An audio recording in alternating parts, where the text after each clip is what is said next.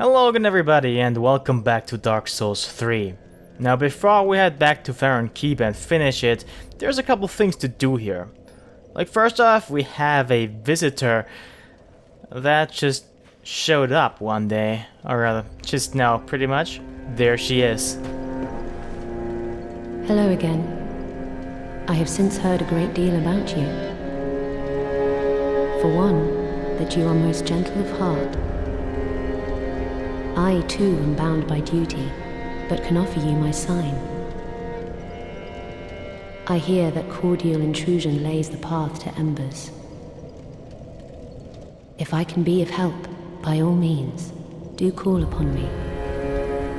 Blessing of the moon upon your journey.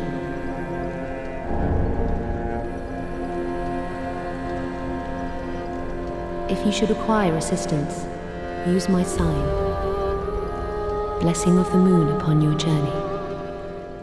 While it's true that we can summon her, to actually advance her quest, she needs to summon us. Now to do that, she just puts down her summon sign, and we enter her world through that. Well, that's not for a while, because the first time we can do that won't be until fairly bit later in the game. But now let's talk to Orbeck, because we did get 2 scrolls, so he should be happy now. Back again, I see.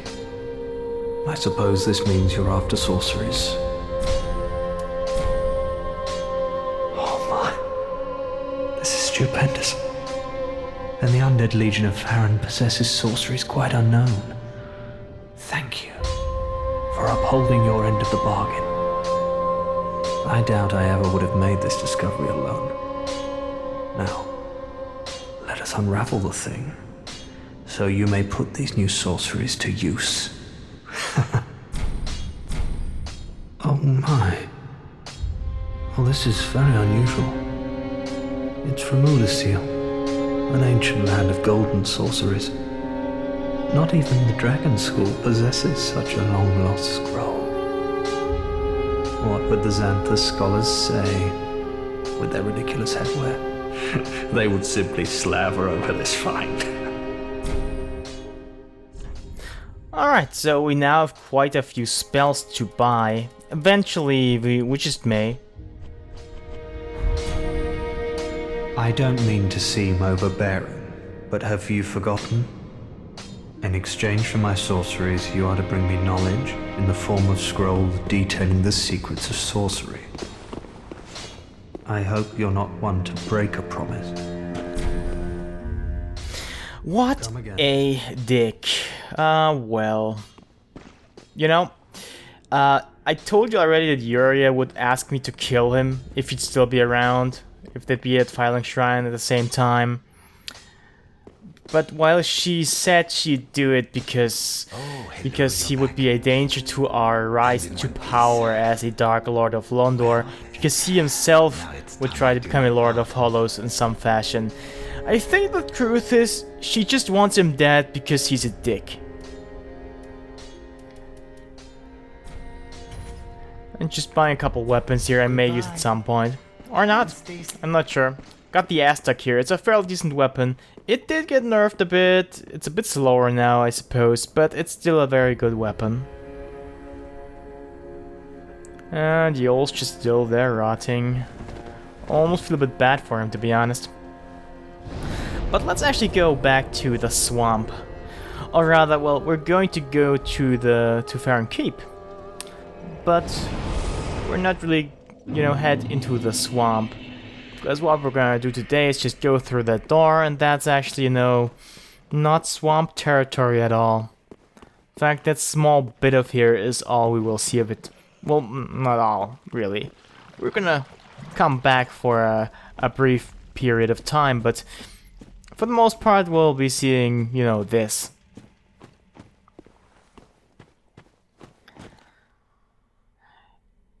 And I suggest going up here, because up here is one of those crow shamans. He can yell out, which will aggro those guys to you.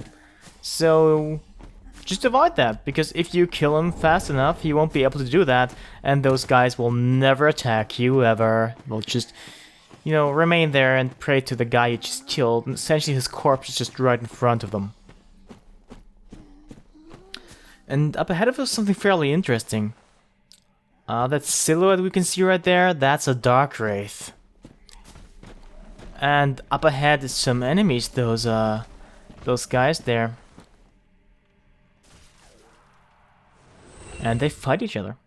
There's infighting between enemies. Now it might make a bit more sense once we know what's behind that fog door. Because it kind of, in one way or another, might explain it. But first, we're gonna go down this path. It's not very long. But of course, there's some treasure there. So we're gonna go down it. It's fairly straightforward, quite literally.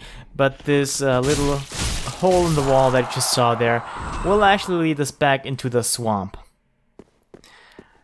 And we're gonna go down there later. It's just a small bit though. This entire bit is fairly short. And right there is another one of those crystal salamanders. Turns out they're kind of resistant to lightning, because I just threw a lightning spear at him at point blank range, and lightning spears are supposed to be really effective that up close. I'm not sure why they did this, but the thing is that lightning spears were fairly strong when Dark Souls 2 first came out, and then they nerfed them in the worst possible way. And here they still seem to be a bit nerfed, though I haven't really tried them out against enemies they're actually powerful against. I might do that at some point. And we're back at the Road of Sacrifices. This is, well, that part. If you go straight down, we will find that Black Knight, which we have no reason to fight again, because, hey, he did it once. But he does respawn, and if you want his armor, you can just kill him over and over. This might even be the fastest way to him. Mainly because there's only a few very easy to defeat enemies there, while the other route has this one really big crucified hollow. Atonement. And a hollow gem. Now if we were to infuse our weapon with hollow, it would scale a bit with luck. Which is odd, because let's just say there's very few weapons who actually scale with luck. And this is a very easy way to actually reach the Golden Scroll too. In case you don't want to run through the entire swamp or you think you might get lost, this is the best way. And the Dark Wraiths are still fighting, from the looks of it. Normally the fight finishes a lot more quickly, but I think because we went fairly far away, they kind of paused, they took a little break for the tea time, I don't know. And then normally it's just going through here, through the back. Because that's where you actually get quite a few treasures for once, and it's also the easiest way to the fog door. Right past those Dark Wraiths fighting those enemies. And this is also a fairly good place to farm for the armor of the Dark Wraiths or the sword. You can also get other stuff too. I think they drop ambers. And of course they kill you sometimes. But they do also have a chance to drop Pale Tongues, the Covenant item for Rosaria's fingers. So if you're playing offline and don't want to invade, or simply don't want to do PvP in general, but you really want one of the items, then this is the way to go, probably. But let's actually, walk past their little battle there. We could also go around the other side here, but the thing is there's nothing there really. And this seems to be the fastest way. If we just ran through here, not caring for the items, we'd already be at the fog door. And while we'd have aggroed a couple of the enemies, wouldn't be much of a problem.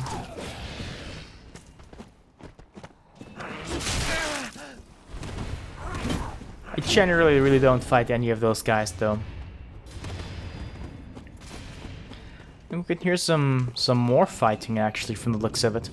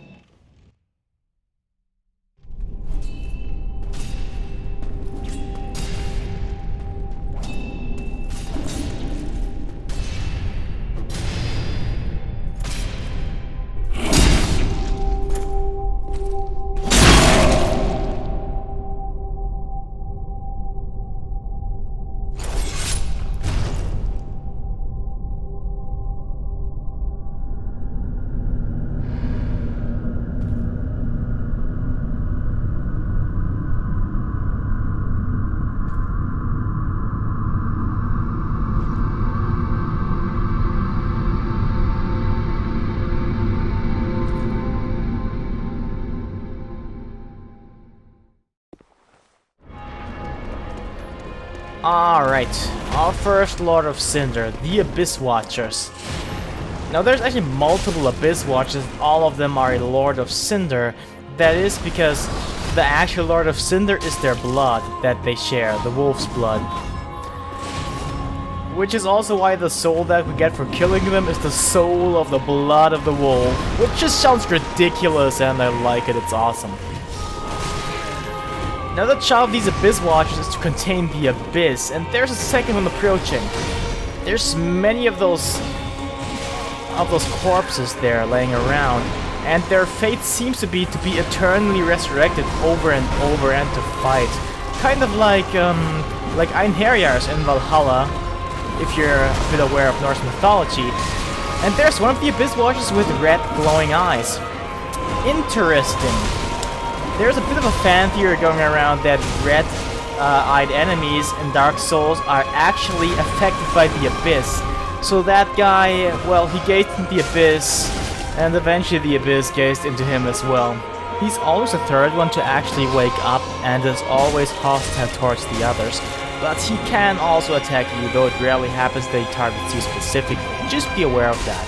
And he will help you out, actually.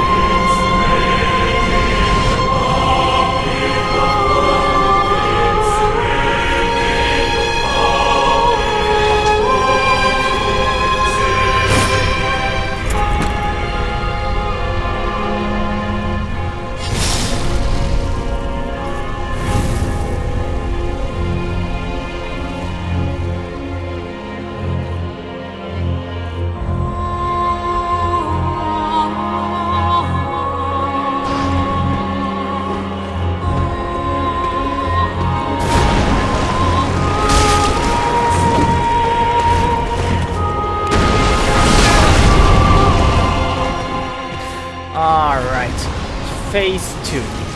Now that all of the wolf's blood has flown into that one Abyss Watcher, even the corrupted parts of the blood, he too is actually affected by the Abyss, as can be told by the red eyes. And this is actually the most, well, I don't want to say it's evidence for this theory, but it makes it very plausible to me, mainly because this is a very Souls thing to do. The reason that people actually think this is because the enemies in the Artorias of the Abyss DLC were also, you know, red-eyed when they were affected by the Abyss. And speaking of Artorias of the Abyss, that guy's sword actually looks very similar to Artorias' sword. His fighting style too is very similar. And in fact, the opening of the music for this boss fight also reminds a bit of, you know, Artorias, with the bell toll at the beginning and the strings just playing a bit. I'm not sure which kind of instrument it is. Yeah, it's a really good boss fight. His moves are mostly the same in second phase, but you need to be aware that his Flame Trail actually does damage as well, and he does have a couple new tricks as well, which you just have to deal with. Aside from that, you can actually stagger him fairly easy, because most attacks will actually stun lock him. And that's it, our first Lord of Cinder. And we do get his Cinders as well, which we'll have to use.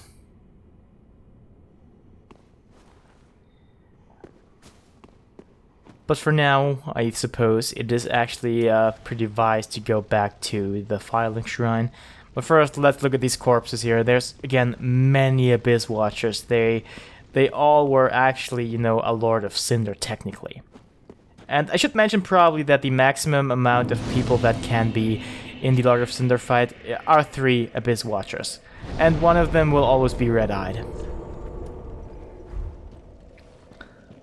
Let's actually go back and take this Lord of Cinder to his rightful throne. And interesting, look what we have here. Ah, I know you. Been some time. I just dropped in to see how she's getting on. Now, what are you playing at with this circus? This cesspool of doddering old folk and degenerates. Couldn't be better. She must fit in perfectly here. And that's the last we'll ever see of him. Probably. So let's actually, you know, find the throne of the Abyss Watchers. It is, of course, the one that has many swords that look just like Artorias' great sword, all leaning against the throne. So let's just put him back where he belongs, or where they belong. Because there's not just one of their skulls, there's 4 of them. And let's actually go check out Hawkwood, because he was once part of the Undead Legion. You oft the Lords of Cinder, the Undead Legion. So that's how they're delivered to their thrones. I pity the sorry souls. Is that really Lordship's last reward?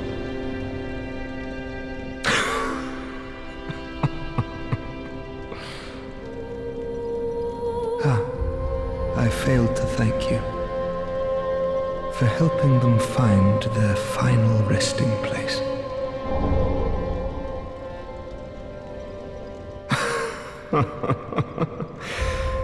I pity the sorry souls. Is that really Lordship's last reward? The Farron Ring reduces weapon skills focus consumption by a bit, I suppose. I'm not sure if it's worth it. For now, let's actually have a look at the weapons that we can make of the soul of the blood of the wolf.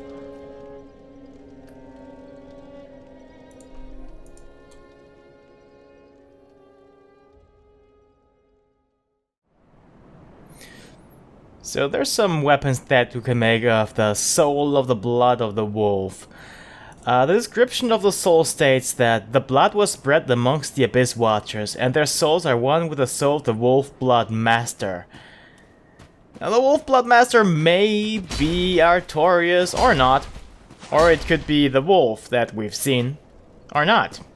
It's not 100% clear, it's probably the wolf because it is the soul of the blood of the wolf. Now first off, this is the Farron Greatsword. It is the weapon that the Abyss Watchers themselves were using. And the description goes as follows. Greatsword of the Abyss Watchers, which is atypically paired with a dagger. The dagger is utilized as a wedge in the left hand, while the greatsword is held in the right. A unique technique that was synonymous with the Undead Legion. Confounds foes, the manner of wolves hunting prey. The skill is just a parry, but it actually does have a unique moveset in general because it is a dual wielding weapon. However, you never actually use the dagger for attacking, just for parrying, or rather you use it to, you know, do stuff. Certain stuff. Essentially, you just ram it to the ground in order to do these weird sliding attacks. They're quite awesome, actually. I'm not sure how useful they are in an actual fight because I've never actually used that weapon, though I've been meaning to. What bears mentioning is that this weapon is not upgraded, and this is New Game Plus. But since it is a powerful weapon in general, an Ultra Greatsword even, it still does a lot of damage and allows us to take those guys out rather easily. So essentially we have 3 combos in a two-handed moveset: the light attack, the heavy attack, and the special attack, which is, you know, triggered by using L1 or the left bumper, I believe, on the Xbox controller. Well, this is that first weapon. It's quite interesting, I like it actually. I might try it out at some point. A little more, I mean.